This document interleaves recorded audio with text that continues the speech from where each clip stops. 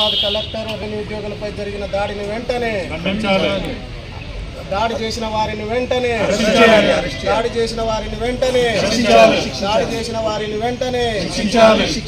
చెప్పండి. వికారాబాద్ జిల్లా కలెక్టర్ గారు భూసేకరణ పనుల నిమిత్తం లగ్చర్ల గ్రామానికి వెళ్ళడం జరిగింది. అక్కడ ఏర్పాటు చేసినటువంటి శిబిరంలో మాట్లాడుతుండగా విలేజ్లోకి వచ్చి మాట్లాడమని చెప్పేసి అంటే ప్రజల యొక్క కోరిక మేరకు గ్రామానికి వెళ్ళడం జరిగింది. జిల్లా కలెక్టరు మరియు అడిషనల్ కలెక్టర్ రెవెన్యూ మరియు తహసీల్దార్, తర్వాత కొడంగల్ స్పెషల్ ఆఫీసర్ వెంకటరెడ్డి గారు వీళ్ళందరూ రెవెన్యూ సిబ్బందితోటి మరియు పోలీస్ సిబ్బందితోటి వెళ్ళడం జరిగింది.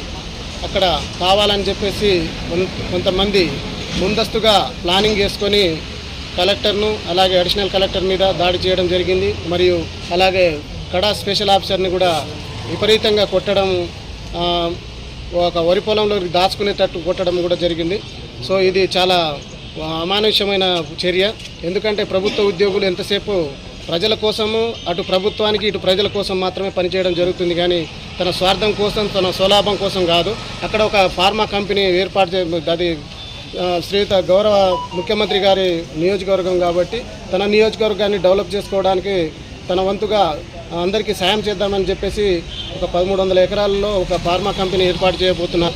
సో అందులో అంతకుముందు ఆల్రెడీ నోటిఫికేషన్ ఇవ్వడం జరిగింది, అన్నీ జరిగింది. వాళ్ళకు మెరుగైన ఆర్థిక సాయాన్ని అందించడం, ఎక్స్గ్రేషియా నష్టపరిహారాన్ని అందించడం కోసం మాత్రమే ప్రోగ్రామ్ని ఏర్పాటు చేశారు. కానీ ఇలా అనుకోకుండా ఇలా చేయడం చాలా దారుణం.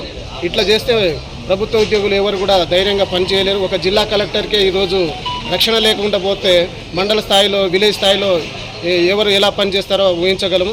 సో కాబట్టి ఇలాంటి వారిని ఎవరైతే దాన్ని ఉసిగొలిపినారో దాని వెనుక ఎవరెవరు ఉన్నారో వాళ్ళను గుర్తించి కంపల్సరిగా కఠినాతి కఠినమైన శిక్ష విధించాలని చెప్పేసి మేము ఈరోజు అన్ని జిల్లా కేంద్రాల్లో మండల కేంద్రాల్లో అంతా రెవెన్యూ ఉద్యోగస్తులు మరియు అన్ని రకాల ఉద్యోగస్తులు అందరూ నల్ల బ్యాడ్జీతోటి నిరసన తెలపడం జరుగుతుంది.